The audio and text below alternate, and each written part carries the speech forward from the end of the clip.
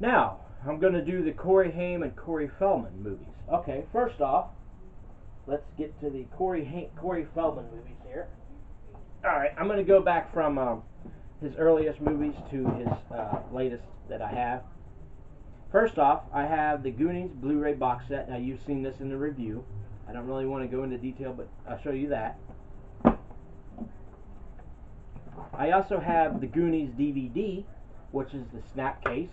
One main reason I kept it was because of the scene selection over here. Plus, it was the first released on DVD. I also have Stand By Me, which is a damn good movie. I like that movie. Now, this is a double feature of The Burbs and The Money Pit. Now, The Burbs, I believe, is getting a Blu-ray release here soon.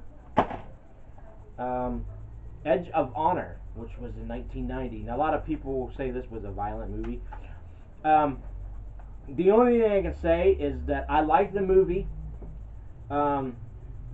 I can understand where they say it was a violent movie, but in other terms, I actually think it was pretty cool. It was about Boy Scout troop live in a camp, and they have to deal with these these bad people that are hiding weapons and stuff in the wilderness. But I like it.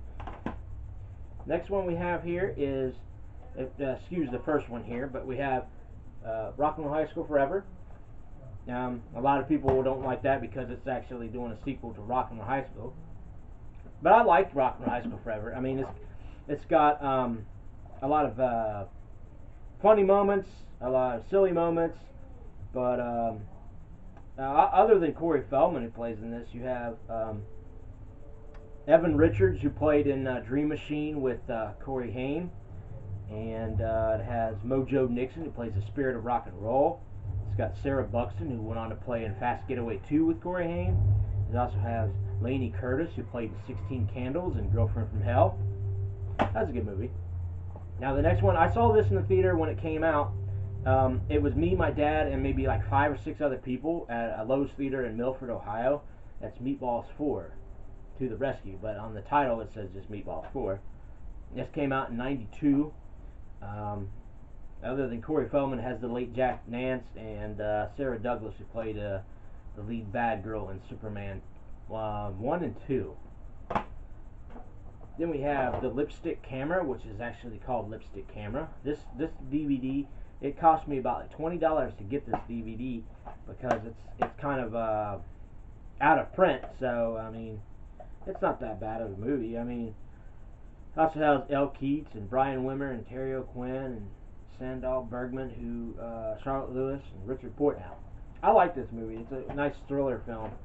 Next we have is Voodoo, which this is the only release that came to DVD. I mean, it probably won't get a Blu-ray release because it wasn't that big of a hit, but it has a scene selection in there.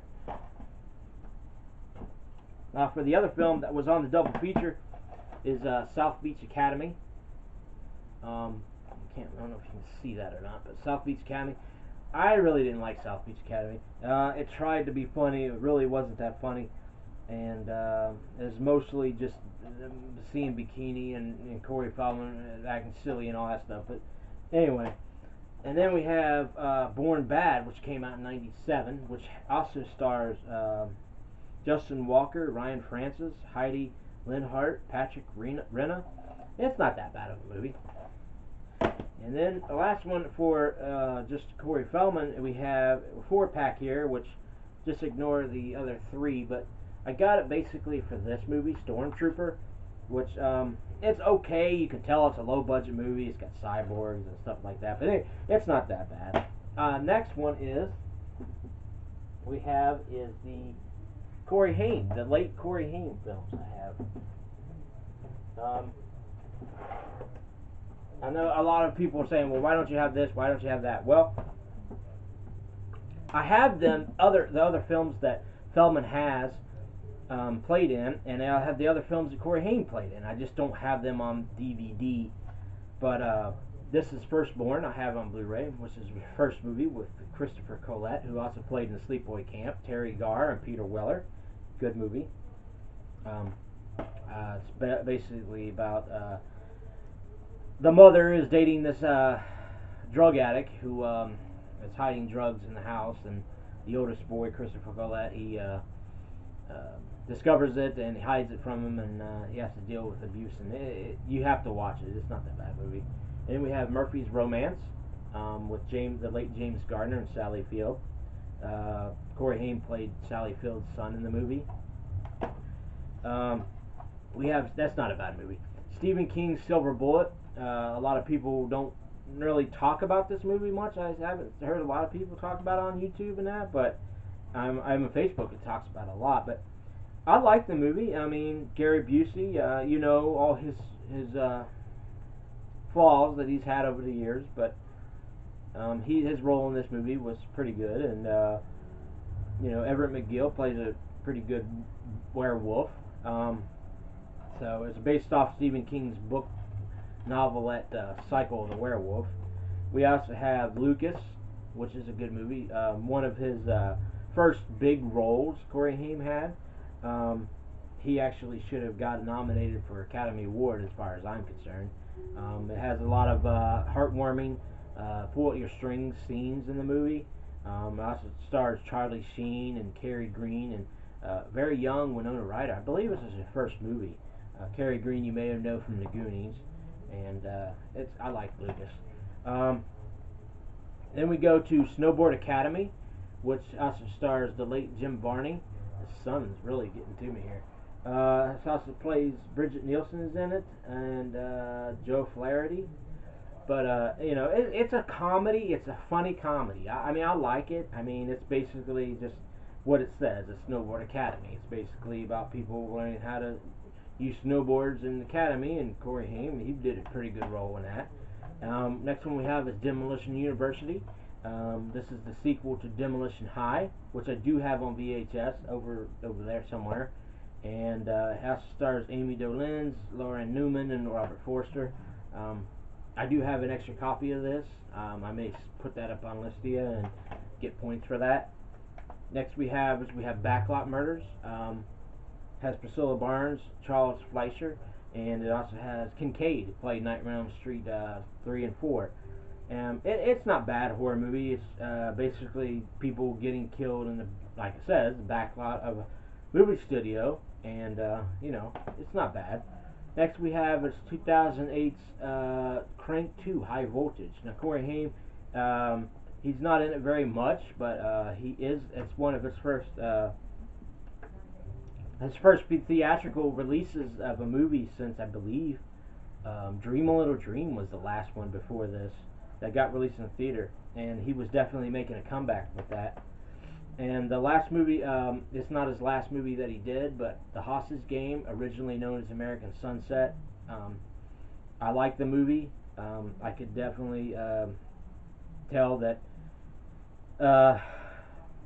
Corey Haim was definitely going into bigger roles. He after this he went on and played in a movie called Decisions, which was his last movie, and you know, that was good for what it was. But a lot of people do miss Corey Haim. I'm included. And you know, he may have been gone for 6 years, but he'll never be forgotten as far as I'm concerned. And he definitely deserves he deserves a star in the Walk of Fame, both in Canada and in the U.S. as far as I'm concerned. Alright, now the last part here is the Corey Feldman and Corey Haim movies they did together. We have The Lost Boys, a 2-disc DVD. I know this is on Blu-ray, but I got this, I'm keeping this, and I will eventually get the Blu-ray of this. And what can I say about Lost Boys? A great vampire movie. Next year will be 30 years since it came out, and you can't go wrong.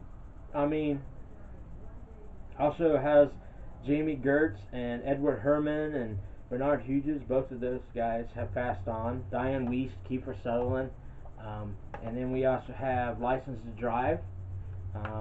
Great movie. Comedy too. Then we have Dream a Little Dream. Also a great comedy. And then we have Blown Away.